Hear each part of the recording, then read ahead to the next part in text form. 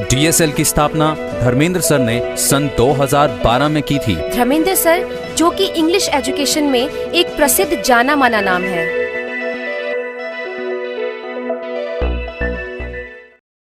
आज बहुत सारे बच्चों का डिमांड आया है कि सर वन वर्ड्स पढ़ा दीजिए, तो आज मैं आपको वन वर्ड सब्स्टिट्यूशन आपको पढ़ाने का प्रयास कर रहा हूं, जो एग्जाम में कई बार पूछे हैं।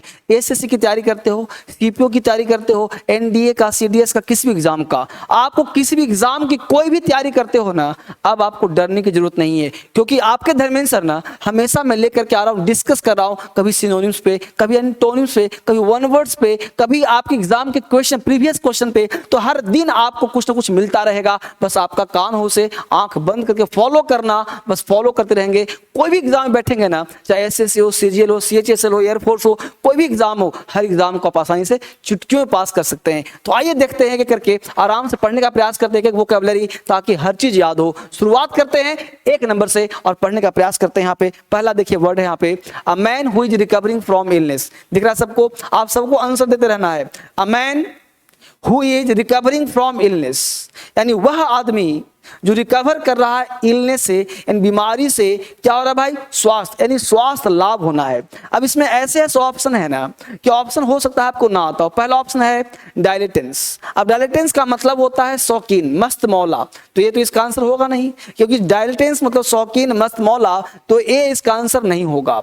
दूसरा कह रहा है इमर्टिस। इमर्टिस का मतलब सेवा मुक्त, अवकाश प्राप्त, तो ये भी इसका आंसर नहीं होगा। आप में जो कमी मुझे दिख रहा है ना, वो एक मात्र कमी दिख रहा है मेरे दोस्त, वो वोकैबुलरी की कमी है। आपसे नहीं बनने का वजह क्या है? क्योंकि आप उस वर्ड का वोकैब नहीं जानते हो। कहां ध्यान है आपका?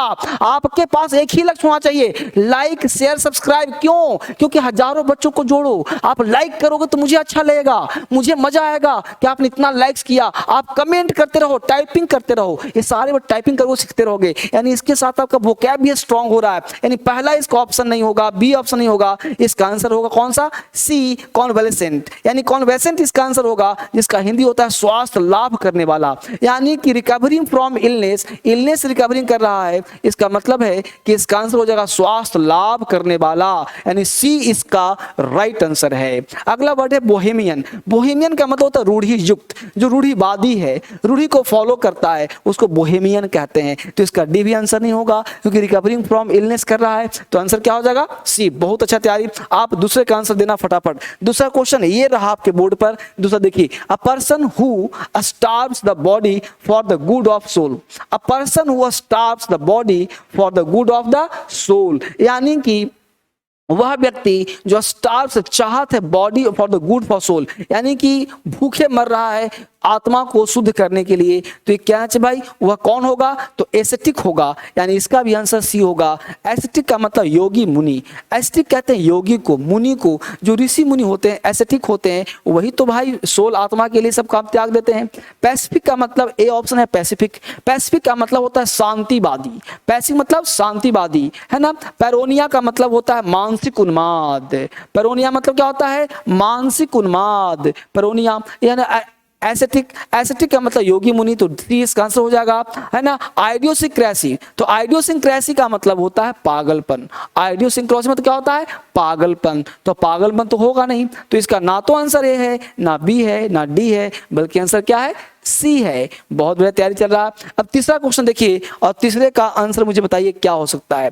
तीसरा कह रहा है a substance easily evaporated eight normal temperatures. फटाफट देखिए, a substance easily evaporated eight normal temperatures, तो क्या कहेंगे इसको भाई? तो नॉर्मल टेम्परेचर पर क्या हो रहा है भाई? इजिली इवेपोरेट, जल्दी से वाष्प बन जा रहा है, यानी कि वोलाटाइल है। इसका आंसर ए ही तो हो जाएगा, वोलाटाइल। आपने सही आंसर लगाया था। वोलाटाइल का मतलब होता है वाष्पशील पदार्थ, यानी वह पदार्थ जो वाष्प बन जा रहा है, वाष्पशील पदार्थ, है ना। स्टीडफास्ट का मतलब होता है अटल, स्टीडफास्ट स्थिर, अचल, अटल, है ना। इंड्यूरिंग, इंड्यूरिंग कहते हैं टिकाऊ को, इंड्योर कर रहा है, टिकाऊ है, लंबा चल रहा है, इंड्यूरिंग, है ना। डिफिनिट का मतलब होता है निश्चित, स्पष्ट। डिफिनिट है, निश्चित है, स्पष्ट है, डिफिनिट कहलाता है। तो इसका आंसर क्या लगा लेंगे हम लोग? वोलाटाइल। 3 का आंसर क्या लगा लेंगे? वोलाटाइल। ए इसका आंसर होगा। बहुत क्वेश्चन नंबर 4 देखिए और जल्दी से इसका आंसर बताइए क्या हो सकता है। टाइप कीजिए, अ पर्सन हु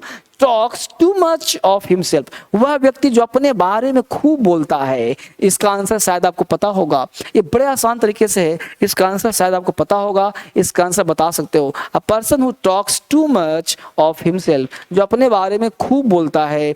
बताइए इगोइस्ट है क्या? इगोइस्ट का मतलब होता है आत्महितैषी, तो यह इसका आंसर नहीं होगा। आत्महितैषी मतलब अपने आप को बोलने वाला। एलीट का मतलब होता है कुलीन वर्ग, एलीट भी इसका आंसर नहीं होगा, है ना। एमेटिक का मतलब होता है जो उबकाई औसत, एमेटिक तो अलग एकदम आउट ऑफ कॉन्टेस्ट हो गया। एमेटिक का मतलब होता है उबकाई लेना, वैसा कोई मेडिसिन जिसे उबकाई आता हो। ईगोटिस्ट का मतलब होता है अहमवादी, स्वार्थी। ईगोटिस्ट है भाई, बड़ा स्वार्थी है, ईगोटिस्ट। यही इसका आंसर है 4, यानी 4 का आंसर डी लगा देंगे। क्या होगा? स्वार्थी किस्म का, क्योंकि जो अपने बारे में ही बोलता है वह स्वार्थी नहीं तो और क्या है। क्वेश्चन नंबर 5 कहता है a doctor who specializes in the disease of the eye, यानी वह डॉक्टर जो स्पेशलाइज है किस चीज का? आंखों के रोग का। ये तो आप पक्का बता दो, पक्का पता है। सारे बच्चे टाइप कीजिए इसको, सारे बच्चे टाइप कीजिए आंसर को। जो आंखों का डॉक्टर होता है, जो आंखों का स्पेशलाइजेशन जिसके पास है, उसको हम बोलते हैं ऑप्थेल्मोलॉजिस्ट, यानी नेत्र रोग विशेषज्ञ। ऑप्टिशियन नहीं कहते बच्चे। अच्छा, बहुत बच्चा ऑप्टिशियन लिख रहा है। ऑप्टिशियन का मतलब होता है चश्मा बनाने वाला। ऑप्टिशियन, इसका आंसर सी नहीं है, इसका आंसर ए है। ऑप्टिशियन का मतलब होता है चश्मा बनाने वाला। ऑप्टिमिस्ट भी नहीं है, इसका मतलब आशावादी। कहाँ ध्यान तुम लोग का?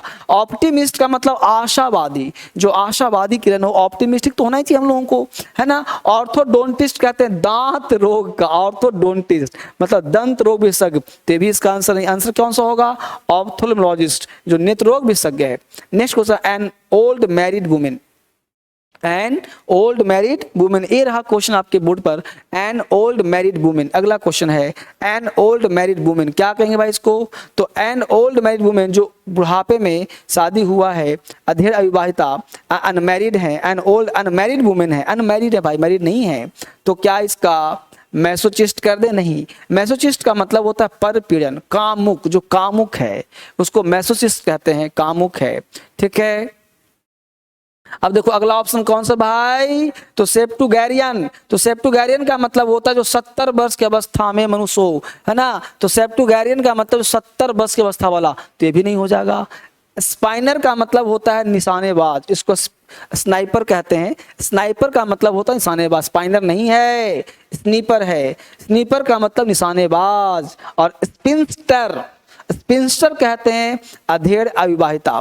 तो यही इसका आंसर हो जाएगा। स्पिंस्टर का मतलब वह महिला जिसकी शादी नहीं हुई हो, वह महिला जो शादी नहीं करना चाहती हो, उसको हम स्पिंस्टर कहते हैं। अगला वर्ड हम लोगों का है a place where soldier live, वह प्लेस जहां सिपाही लोग रहते हैं। A place where soldier live, कहाँ ध्यान है? टाइप करते रहो, लेकिन लाइक, शेयर और सब्सक्राइब, ये 3 चीज रुकना नहीं चाहिए। ये 1 वर्ड्स है, हर बच्चों को दिखाना है, सबके साथ देखना है मेरे दोस्त। जब तक सबके साथ नहीं मिलेंगे मजा नहीं आएगा। आपको सिखाने पे लगा हूं, आपको सीखना है। एग्जाम के लिए है, बैठ के कान बंद के लीड लगा के सुनते रहना है। ये वोकैब सिर्फ और सिर्फ आपके लिए है। मैक्सिमम वोकैब में दे रहा हूं, तरह तरह के वोकैब दे रहा हूं, तरह तरह के क्वेश्चन दे रहा हूं। एसएससी स्पेशलिस्ट है, यूपीएससी के लिए है, सीपीएफ के लिए है। ये टोटल एग्जाम वाइज है, इसको मिस मत करो। टाइप करते रहो वोकैब ताकि आ जाए। A place where soldiers live, क्या बोलेंगे? टैंक्स बोलेंगे क्या? नहीं ना। तो टैंक्स का मतलब क्या होता है? टंकी। टैंक है, टंकी है तो होना ही नहीं भाई। दूसरा कह रहा है सैक्स। सैक्स का मतलब होता है झोपड़ी। सैक्स मतलब झोपड़ी, कुटीर, कुटिया को सैक्स कहते हैं। ऑर्डिनेंस डिपोट्स, तो ऑर्डिनेंस डिपोट्स का मतलब तोपखाना। ऑर्डिनेंस का नाम सुना होगा कि भाई ऑर्डिनेंस डिपोट है, गोदाम है ना। ये भी इसका आंसर नहीं होगा। बैरक्स होगा, जहां सैनिक निवास करते हैं ना, उसको हम बैरक्स बोलते हैं। बहुत अच्छा तैयारी, आप सबों पर क्लैपिंग किया जा रहा है। तो बैरक्स का मतलब होता है जहां सैनिक निवास करते हो, उसे हम बैरक्स बोलते हैं। अगला क्वेश्चन है क्वेश्चन नंबर 8। फटाफट देखिए, एक साथ बहुत सारे वर्ड याद कर रहे हो आप। अगला वर्ड कहता है अ पेपर या अ स्टोरी या poem first written by hand, यानी कि वह पेपर, वह स्टोरी, वह पोएम जो पहली बार लिखा गया हो उसको हम मानुस्क्रिप्ट कहते हैं भैया। इसका आंसर बी हो जाएगा मानुस्क्रिप्ट। कहाँ ध्यान है भाई, मानुस्क्रिप्ट हस्तलेख लिखी हुई, हाथों की लिखी हुई को हम मानुस्क्रिप्ट कहते हैं। मानुस्क्रिप्ट हाथ से बोलो मेरे साथ, बोलोगे तो और याद हो जाएगा। मानुस्क्रिप्ट मतलब हस्तलिखित। हैंडीक्राफ्ट मतलब दस्तकारी होता है, हैंडीक्राफ्ट लिखा हुआ नहीं होता।